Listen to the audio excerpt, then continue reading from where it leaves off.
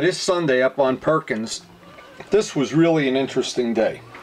And one of the things made it interesting is because every time we go and we have one of our little impromptu get-togethers, you never know who's going to show up. Somebody new, something different, something you haven't seen before. And this Sunday was just a good example of that. We had made some new friends. Of course, gathered with the usual suspects.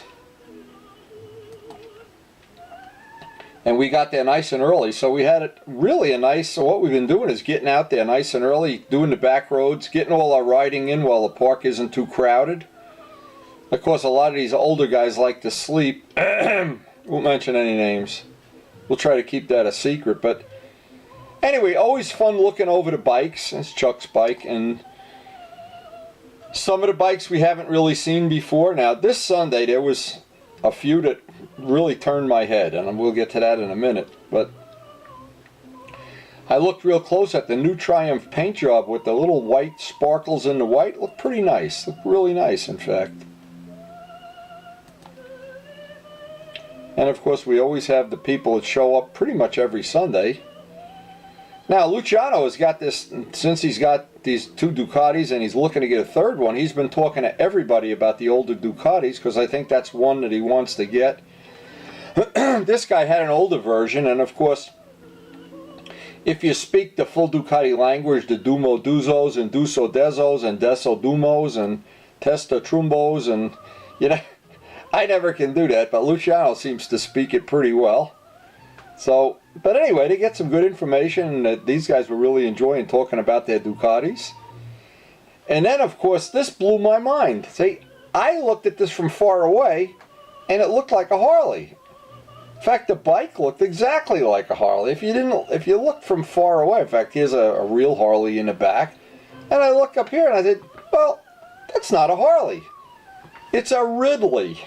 Now, I had really never even seen a Ridley up close like this, and this one was pretty exceptional. The paint was absolutely beautiful. The chrome and everything that made it a chopper, of course it's a chopper. And we actually got to talk to the guy, and he really was happy with it. It's an automatic transmission. Now, the coolest thing about this is when he started this bike, I thought the Harley next to it was running. It sounds, and I know to Harley guys, that's a real big important thing, is how it sounds. It's got to have that mean, nasty sound, or sound like it had too many tacos the day before, or whatever. But as far as unusual bikes go, this really was an unusual piece of equipment. Now, I don't know the history of Ridley and who makes them or anything, but this was unique. And I would have liked to talk to the guy longer, but you know, he took off with his chopper friends, and then we got back to talking about the Ducatis and the Italian language and how much pasta you can eat. And as always happens, the MV Agusta to me is always the most beautiful of the bikes up there, and we didn't expect to see one of the new 800s, but actually one did show up. And here's the gal that has the Sharpie pen Ducati. Our friend who has this bike has 156,000 miles and never been apart. So that's always interesting. He said the only thing he had to have done, the cam chain tensioner had to be replaced. Gee, that's a real shame. Breaks my heart. But we were looking around, and you know, I just love looking at motorcycles. It's always a free show, and there's always some unusual bikes. There's always some, again, that we haven't seen before, and some people that have gotten options that we've never seen before. And this, I took a picture for Larry. He wants to make some kind of a custom muffler. This is a $9.99 custom muffler, and it's unusual. I've never seen one like it before.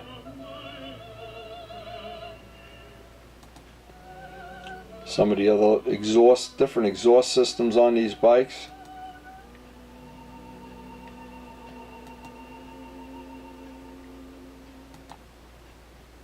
And I know over the winter we'll be making a Ducati exhaust system for Larry. I just have that.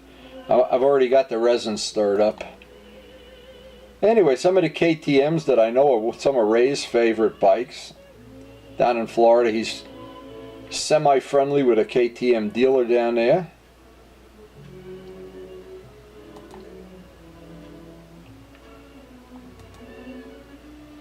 But there's always something. Hey, Jerry drives in.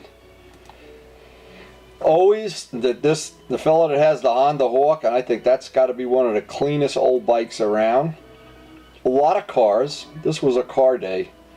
Fella came in from Brazil with this BMW with the powder coated wheels with all kinds of carbon fiber accessories, and Luciano and I were checking out the whole bike, of course. Really nicely done.